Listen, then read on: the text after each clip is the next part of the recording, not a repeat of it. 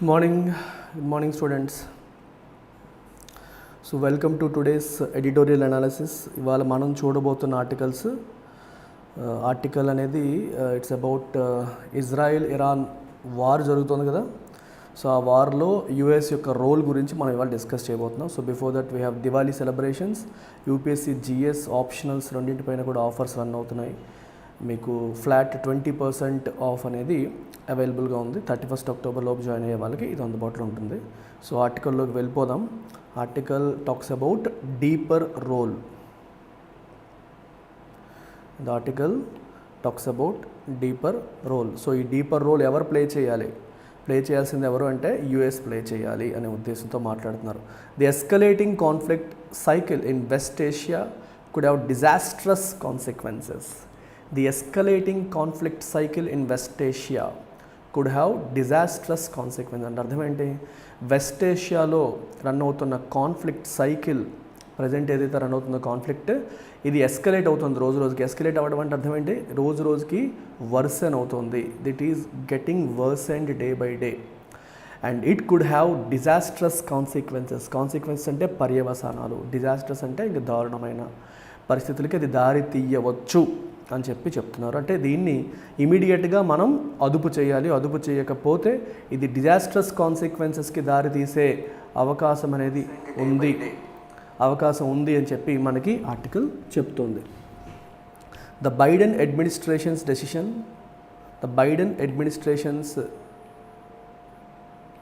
Decision to send an advanced anti-missile system to Israel and soldiers to operate it is the latest sign that the US is getting drawn into the unfolding conflict in West Asia.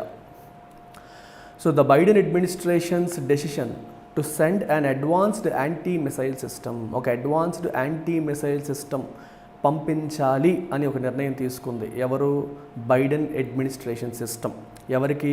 To Israel. And దాన్ని operate చేయడానికి soldiers కూడా పంపించాలని decide అయ్యింది.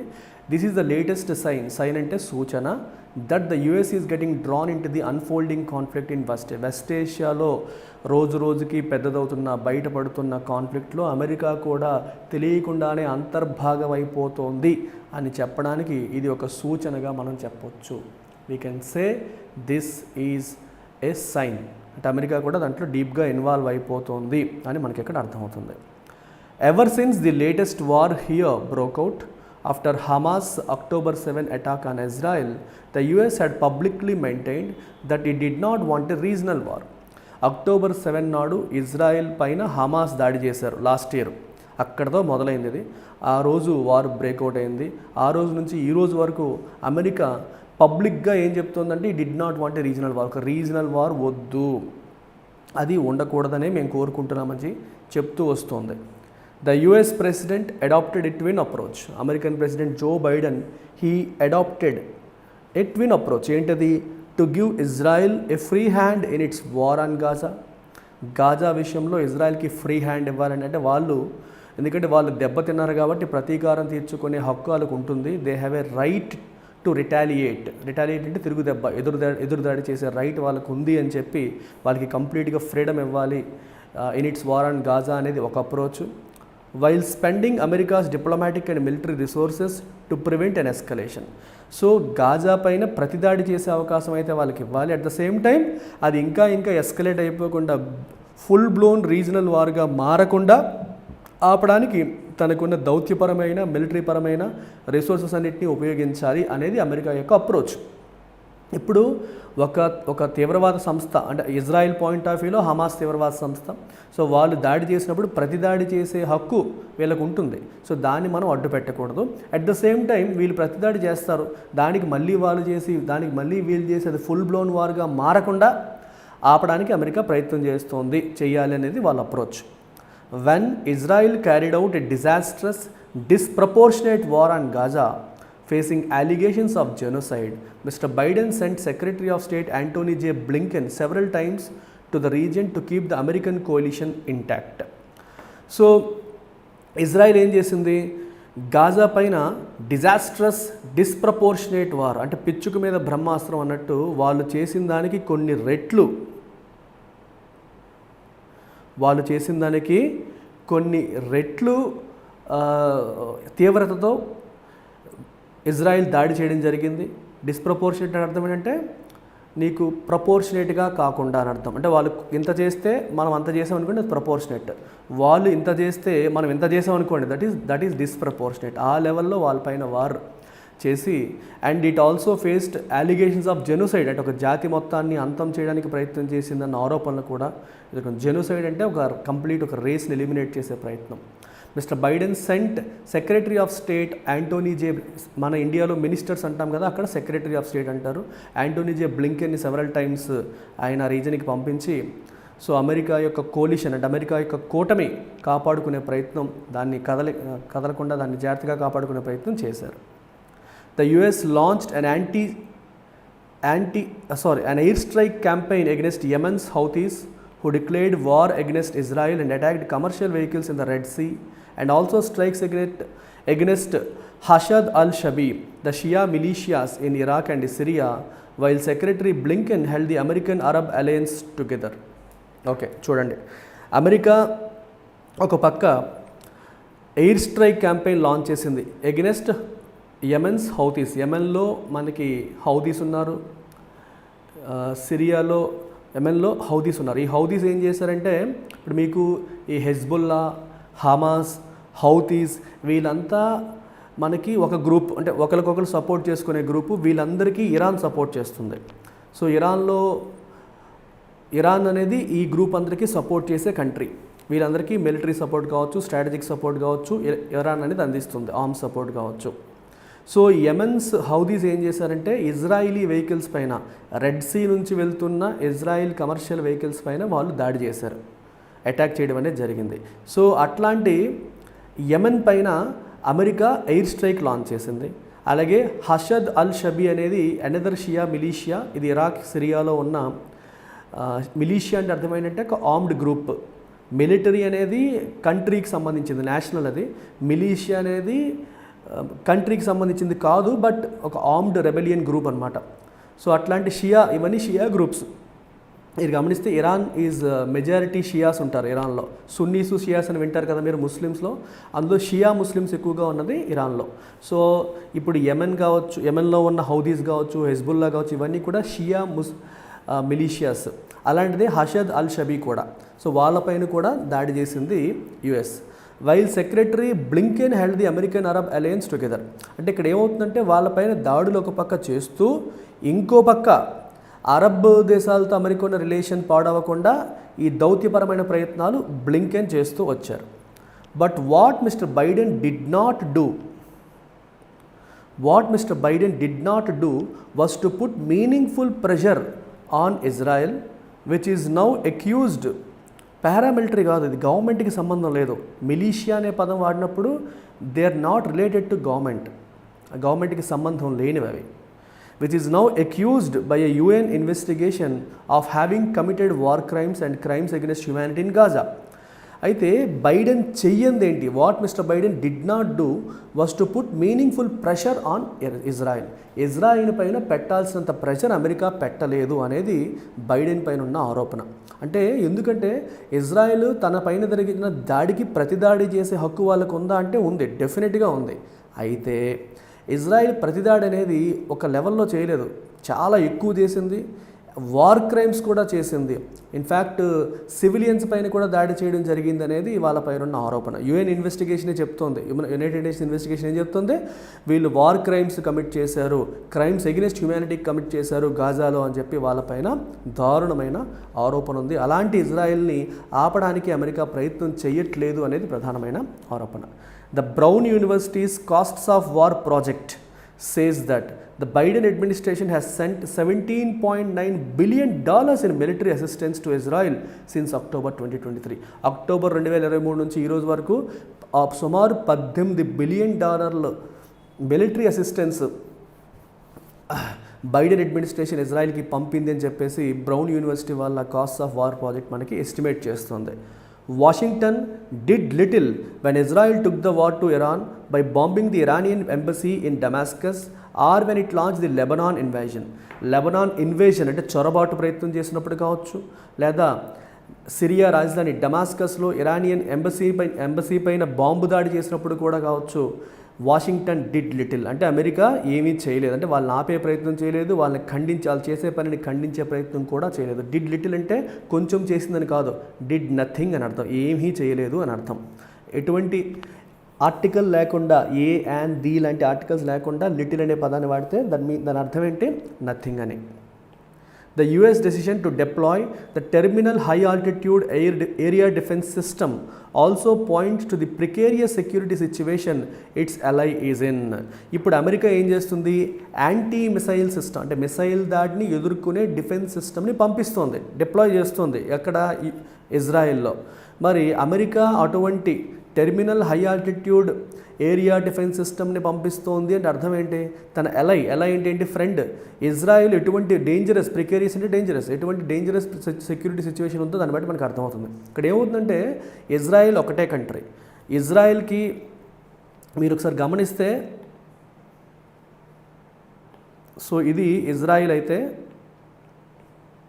ఒకవైపు Hamas, ఇంకోవైపు Houthis, ఇంకోవైపు Hezbollah, ఇంకోవైపు డైరెక్ట్గా ఇరాన్. ఈ మూడింటికి కూడా ఇరాన్ సపోర్ట్ ఉంది, అండ్ ఇప్పుడు ఇరాన్ డైరెక్ట్గా కూడా. సో ఇజ్రాయెల్ ఇంతమందితో ఒకేసారి వార్ చేసే పరిస్థితిలో ఉంది ఇప్పుడు. వీళ్ళ నలుగురితో, ఇవి కాకుండా ఇంకా కొన్ని ఉన్నాయి చిన్న చితక, వీటందరితో కూడా యుద్ధం చేసే పరిస్థితిలో ఉంది. సో ఏ వైపు నుంచి ఎవడు దాడి చేస్తాడో తెలీదు, అలాంటి సిచ్యువేషన్లో ఇజ్రాయెల్ ఉంది. కానీ లొంగట్లేదు, ఇజ్రాయెల్ తగ్గట్లేదు, అందరి మీద పోరాటం చేస్తుంది ఒకేసారి. సో ఈ ఇజ్రాయెల్కి ఇప్పుడు అమెరికా తన వైపు నుండి సపోర్ట్ అందిస్తుంది. So advanced anti missile system పంపిస్తుంది అంటే అర్థం ఏంటంటే ఇజ్రాయెల్ చాలా డేంజరస్ సిచ్యువేషన్ ఉందనే విషయం మనకు క్లియర్గా తెలుస్తుంది. దాన్ని బట్టి డేంజరస్ సిచ్యువేషన్లో ఉంది ఇజ్రాయెల్, అందుకనే ఇలా పంపించాల్సిన పరిస్థితి వస్తుందని కూడా మనకి క్రిస్టల్ క్లియర్గా తెలుస్తుంది. After 12 months of war, Israel is yet to meet its objectives. 12 నెలలుగా యుద్ధం చేస్తున్నప్పటికీ ఇజ్రాయెల్ తన ఆబ్జెక్టివ్స్ని మీట్ అయిందా, గోల్ రీచ్ అయిందా? No. Hamas still fires rockets into Israel. Hamas వాళ్ళు ఇప్పటికీ ఇజ్రాయెల్ పైన రాకెట్స్ ఫైర్ చేస్తున్నారు. నువ్వు హమాస్ని కంప్లీట్గా మట్టుపెట్టగలిగారా? లేదు. ఈ రోజు కూడా వాళ్ళు రాకెట్స్ ఫైర్ చేసే పరిస్థితి కనిపిస్తుంది. Hezbollah has stepped up rocket and drone attacks after Israel's Lebanon invasion. Hezbollah వాళ్ళు ఏమైనా తగ్గారా? వాళ్ళు కూడా rocket and drone attacks step up చేశారు, అంటే ఇంక్రీజ్ చేశారు. On Sunday A Hezbollah drone struck and Israeli military base killing 4 soldiers. ఆదివారం నాడు Hezbollah యొక్క డ్రోన్ అటాక్ జరిగింది, అది ఇజ్రాయిలీ మిలిటరీ బేస్ని స్ట్రైక్ చేసింది, 4 soldiers చనిపోయారు. On October 1st, Iran launched a massive ballistic missile attack on Israel. October 1వ తారీఖు Iran వాళ్ళు బ్యాలిస్టిక్ మిసైల్ అటాక్ చేశారు ఇజ్రాయెల్ పైన. While most of the 200 Iranian missiles were intercepted by Israeli and American systems, dozens hit at least 2 Israeli air bases. Majority మిసైల్స్ని Israeli మరియు American defence systems intercept చేసి ఆపేశాయి. అయితే అయినప్పటికీ కూడా ఒక 12 పైన, 12 అని కాదు, more than a dozen Israel air బేసెస్ని అటాక్ చేయడం జరిగింది. అంటే మరి అన్నింటిని పంపించేటప్పుడు ఒక్కసారిగా ఆపగలమా? ఆపలేం. With Israel preparing its response to Iran amid Iranian threats of a counter retaliation. So ఇప్పుడు ఇరాన్ పైన ఏం చేయాలని చెప్పి ఇజ్రాయిల్ ప్రిపేర్ అవుతుంది. అండ్ ఇరాన్ కూడా ఏం చెప్తుందంటే, మీరు ఒకవేళ మా మీద దాడి చేస్తే మేము మళ్ళీ ప్రతిదాడి చేస్తాం, కౌంటర్ రిటాలియేషన్ చేస్తామని ఇరాన్ థ్రెట్స్ ఇస్తుంది. The US finds it necessary to bolster the defences of its ally. అందుకని అమెరికా ఇజ్రాయిల్ డిఫెన్సెస్ని స్ట్రెంగ్తన్ చేసేందుకు ఈ యాంటీ మిసైల్ సిస్టమ్ని పంపించడం అనేది జరుగుతుంది. మీకు అర్థమవుతుంది ఇక్కడ, ఇజ్రాయిల్ అమెరికా ఫ్రెండ్స్. సో ఇజ్రాయిల్ని కాపాడడం కోసం అమెరికా చాలా పనులు చేస్తుంది. Right. The move also underscores the argument that Israel is overwhelmingly dependent on the US for security and defense, which gives Washington substantial leverage over Tel Aviv. So ఈ move మనకి ఇంకా ఏం చెప్తుందంటే, it underscores the argument that Israel is overwhelmingly dependent on the US. Israel అనేది US పైన overwhelmingly dependent అనే విషయం కూడా మనకి ఈ మూవ్ ద్వారా తెలుస్తుంది. దేనికి? For security and defence. Security మరియు డిఫెన్స్ నీడ్స్ కోసం యుఎస్ పైనే ఇజ్రాయెల్ ఆధారపడుతుంది అనేది మనకి క్లియర్గా తెలుస్తుంది. Which gives Washington substantial leverage over Tel Aviv. Tel Aviv అంటే ఇజ్రాయెల్ రాజధాని. సో అంటే ఇజ్రాయెల్కి తన డిఫెన్స్ కోసం అమెరికా పైన ఆధారపడుతోంది అనే విషయం మనకి తేటతెల్లం అవుతుంది. కాబట్టి ఆ పాయింట్ని ఉపయోగించుకొని అమెరికా ఇజ్రాయిల్ని అదుపు చేసి కంట్రోల్ చేసి ఈ యుద్ధాన్ని ఆపే ప్రయత్నం చేయొచ్చు కదా అనేది పాయింట్. అంటే అమెరికాకి సబ్స్టాన్షియల్ లివరేజ్ ఉంది. లివరేజ్ అంటే కంట్రోల్. ఈ కాంటెక్స్లో కంట్రోల్ ఓవర్ టెల్ అవీవ్, వాళ్ళపైన ఫుల్ కంట్రోల్ ఉంది. ఆ కంట్రోల్ని అమెరికా వాడుకోవచ్చు కదా, ఎందుకంటే అమెరికా మీద వాళ్ళు ఆధారపడుతున్నారు డిఫెన్స్ కోసం. దాన్ని ఉపయోగించి వాళ్ళని అదుపు చేసి యుద్ధాన్ని ఆపే అవకాశం అమెరికాకు ఉంది. అయినా అమెరికా ఆపట్లేదు అనేది ఇక్కడ ప్రధానమైన point. For some strange reasons, the Biden administration has until now refused to use that leverage as Israel has gone rogue in Gaza, West Bank, Syria and Lebanon. ఎందుకో మనకు అర్థం కాని స్ట్రేంజ్ వింత కారణాల వల్ల America administration, Biden administration until now ఇప్పటి వరకు has refuse to use that leverage. ఆ లెవరేజ్ని వాడట్లేదు. అంటే వాళ్ళకున్న అవకాశాన్ని, ఆ కంట్రోల్ని, ఇజ్రాయెల్ పైన వాళ్ళకున్న కంట్రోల్ని యూజ్ చేయడానికి ప్రయత్నం చేయట్లేదు.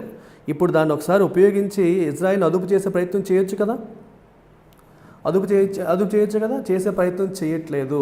Israel Gaza, West Bank, Syria, లెబనాన్లో హ్యాస్ గాన్ రోగ్ అంటే ఇంక ఇష్టం వచ్చినట్టు ప్రవర్తిస్తోంది. కంట్రోల్డ్గా అన్కంట్రోల్డ్ బిహేవియర్ ఎగ్జిబిట్ చేస్తోంది. అయినప్పటికీ కూడా దాన్ని అదుపు చేసే ప్రయత్నం యుఎస్ చేయలేదు. ఎందుకనేది తెలియట్లేదు. This escalation cycle could drag the US deeper in to the conflict. ఇది ఇలా వదిలేస్తే ఇది ఇంకా రోజు రోజుకి పెరిగి ఈ కాన్ఫ్లిక్ట్లోకి అమెరికా ఇంకా డీప్గా ఇన్వాల్వ్ అయ్యే పరిస్థితి వస్తుంది. With disastrous consequences for all parties. అందరికీ కూడా అప్పుడు అలా జరిగితే ఇందులో ఇన్వాల్వ్ అయిన అందరికీ కూడా డిజాస్ట్రస్ కాన్సిక్వెన్సెస్ ఉంటాయి. ఏ ఒక్కరూ బాగుపడరు unless Washington reins in its closest ally. Washington అనేది తన క్లోజెస్ట్ ఎలైని రీనిన్ చేయాలి. రీనిన్ అంటే అర్థం ఏంటి? అదుపు చేయాలి. అమెరికా వాళ్ళని అదుపు చేస్తే తప్పితే, అన్లెస్ అదుపు చేస్తే తప్పితే ఈ కాన్ఫ్లిక్ట్ అనేది ఇంకా పెద్దదయ్యే అవకాశం ఉంది, డిజాస్టర్స్ కాన్సిక్వెన్సెస్కి దారి తీసే అవకాశం ఉంది అని చెప్తున్నారు. ఈ కాన్ఫ్లిక్ట్ ఇంకా పెద్దయ్యే అవకాశం ఉందని చెప్తున్నారు. సో అది జరగకూడదు అంటే అమెరికా ఇమీడియట్గా ఇజ్రాయెల్ని అదుపు చేయాలి, కంట్రోల్ చేయాలి. Right, I hope it's clear to all of you. ఎవరు అబ్బాయి? Rakesh. I had an appendix and left kidney removed. May I continue? Yes, you can continue, Rakesh. No issues. Continue చేయొచ్చు ప్రిపరేషన్. Srivardhan, good morning. కొత్త పేరు. సాయి కుమార్, కొత్త పేరు. రాంబాబు కామన్గా వస్తాడు ఎప్పుడూని. సూర్యకృష్ణ, అంజలి, బాలశేఖర్ అందరూ regular visitors. Sai Kumar and Srivardhan కొత్తగా కనిపిస్తున్నారు ఇవాళ. అర్థమైందా? ఏమైనా డౌట్స్ ఉన్నాయా?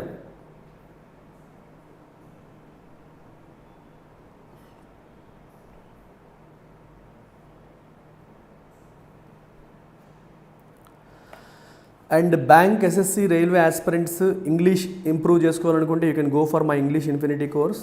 అలాగే ఫుల్ కోర్సెస్ కూడా ఉన్నాయి. Bank infinity, railway infinity, SSC, bank railway SSC combo and RBI grade B, supreme, ఇవన్నీ కూడా ఉన్నాయి. మీరు తీసుకోవచ్చు నచ్చిన కోర్సు. అన్నిటిపైన కూడా offers, Diwali special offers run అవుతున్నాయి.